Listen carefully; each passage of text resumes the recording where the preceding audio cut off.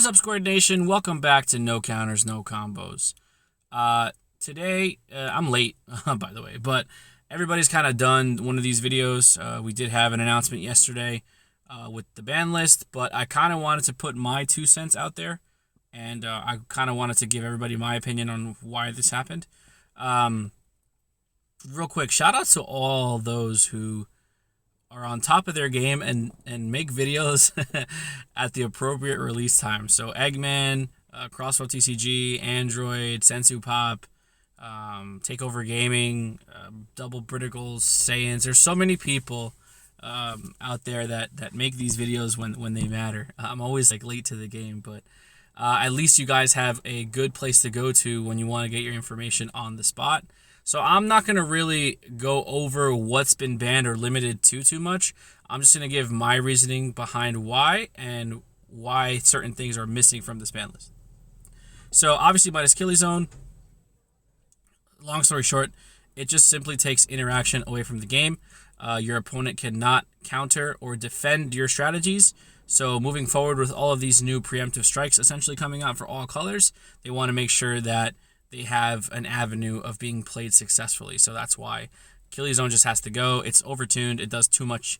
It essentially protects you for the turn, draws you a card. There's no negative downside from playing this card. And it's a black card, so you can literally play it in any deck. It doesn't matter. Next, we have Cold Bloodlust getting limited to 1. I'm okay with that. I think the card should just have...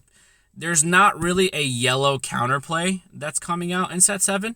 At least I don't believe so. There is, but it's just a draw to. It's the Kefless Fury. It's a counterplay draw to. There's no preemptive that's coming out for yellow. So I guess yellow doesn't really have a counterplay outside of Cold Bloodlust, but Crusher Ball is still a card which people tend to forget. So with Bloodlust going down to 1, Crusher Ball does become one of the better counterplays in the game. So I definitely anticipate seeing that card being played more, especially with Cold Bloodlust being only to 1. But the reason behind its limitation, I get it. It is restricted to Frieza Army Leader, so not every leader in the game can play this card successfully, so I totally get it. So I'm okay with it being at 1. It's still really powerful for what it does. If you're playing a Frieza Army, you have access to just stopping your opponent for 1 energy. So it's going to be interesting to see how the meta changes moving forward with no Cold Bloodlust essentially everywhere. Next, Battering Laser. This card being banned makes so much sense. Battering Laser is the only card in the game that does what it does. Yes, there are other counter cards that activate in the counter window, but they do not stop the play. So Battering essentially just prevents your opponent from defending. So there was a time in the meta where Mira Double Strike Battering and a yellow card in your hand was essentially game, and that was still during Storm format. So they always had the yellow to pitch for Battering. It's just a Mirror 3 energy. It doesn't cost you anything to play. Mira just eliminates the combo step from the game, which is the most interactive phase that we have. Just swinging for guaranteed 2 damage for game is just insane. So I'm glad seeing Battering go. Also, Bandai did put dev notes on their website. The reason they got rid of Battering was because it prevents them from printing high-cost extra cards that are counterplays moving forward, because Battering Laser just essentially just stops them in their tracks. So for 1 energy and 1 yellow card in your hand, it just does too much. I'm glad to see Battering go. It's going to be nice not having that safety net and actually playing more strategically and just not throwing cards at your opponent's face anymore.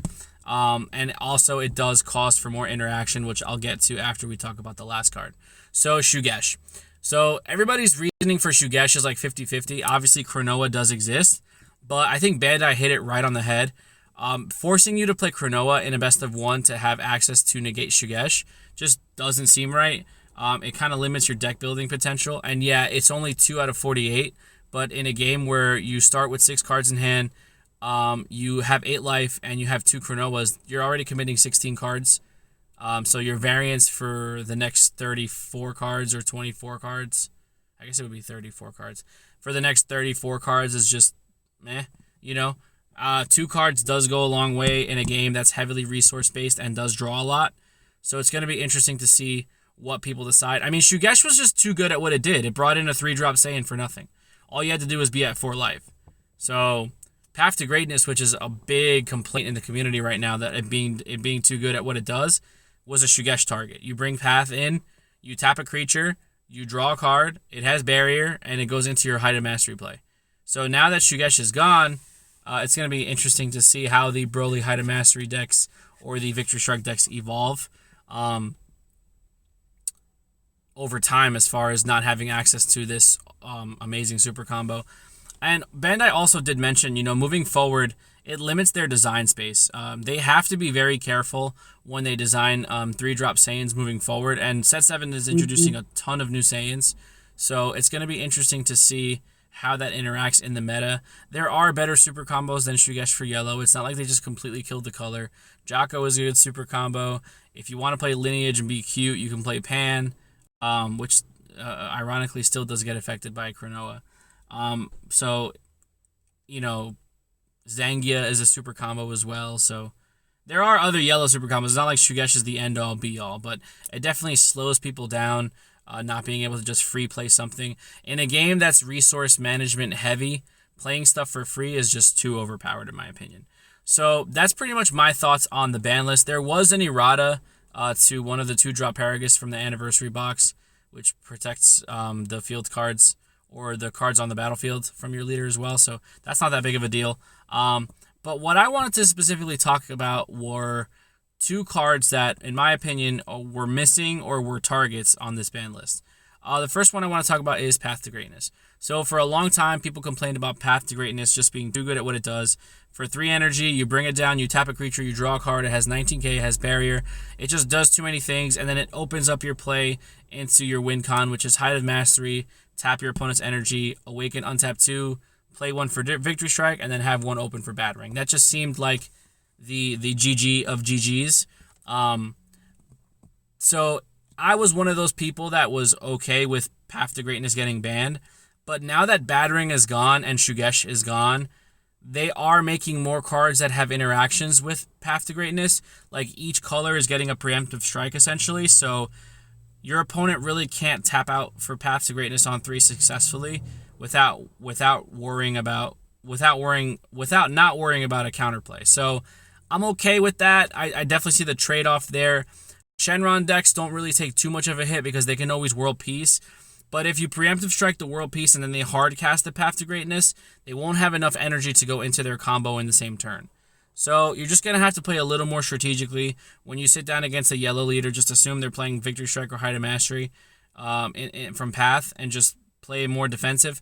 I think the new preemptive strikes or the new 2-drop counters are going to be staples in most decks.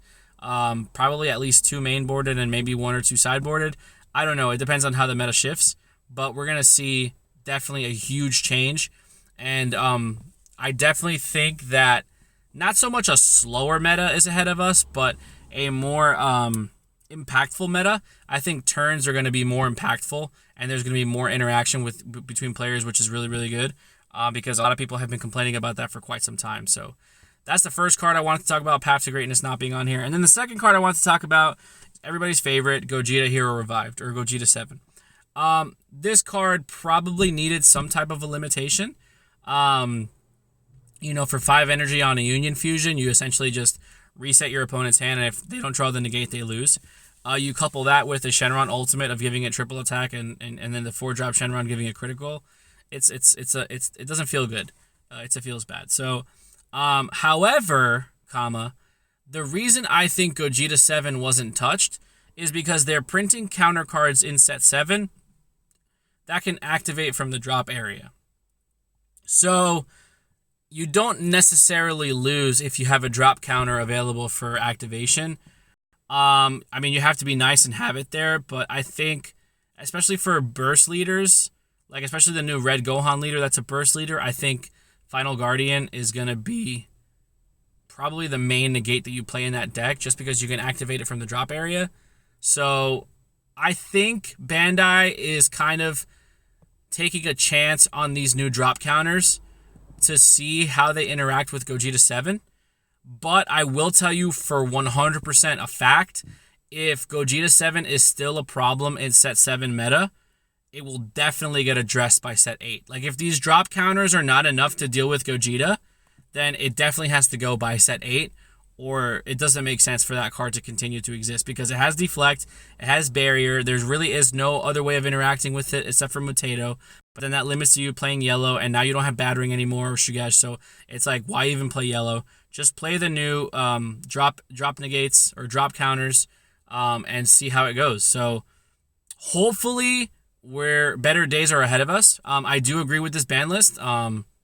You know, it might have been nice to see Unyielding come back to 2, but that's just me being greedy, especially with that new Trunks that was revealed for set 7. So here's to wishful thinking. But for the most part, I definitely think this ban list puts us in a better game state moving forward. I don't think people need to panic as much about Gogeta 7 as they normally would, because we have drop counters coming out in set 7. So let me know what you guys think in the comment section down below. Did Bandai get it right? Did they miss something? Is there something you would have liked to see come off of the limited list or ban list? So let me know what you guys think. Again, thank you for all the support. We really do appreciate all the love that we get here at No Counters, No Combos. You guys make this all the worthwhile to post videos and just talk like a fool on camera for a little bit. We really do appreciate all of the love and support we get from the community. Shout out to our teammates over at Counter Club, Brian, Graham, Kevin, Enrique, David, and Giovanni. You guys are the best. And Nick, of course. Sorry, I almost forgot you there. You guys are the best playtesting partners a guy could have. And we are brewing some spicy stuff for set 7 coming up just shortly here at No Counters, No Combos. But we're going to get on out of here. Thank you again so much for all the love, support. Thank you so much for watching. Don't forget to like, share, comment, subscribe, and we will see you guys in the next video. Be there or be squared.